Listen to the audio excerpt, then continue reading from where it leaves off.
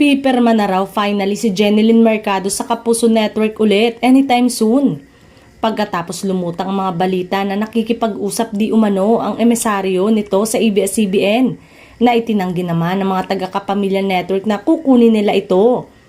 Dahil na rin sa kamahalan daw ng presyong kaakibat nito. Talagang sa kapuso pa rin ang bagsak ni Jen.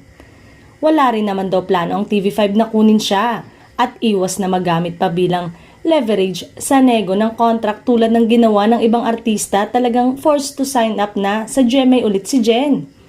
Question, bakit ba natagalan nitong pumirma ng renewal? Totoo bang kinonsider niyang lumipat ng network? Bakit siya finally nagsettle to be a Kapuso once more? Ano ang final nilang napagkasunduan ng network? Malalaman natin yan from Jenilyn mismo sa paparating na panahon.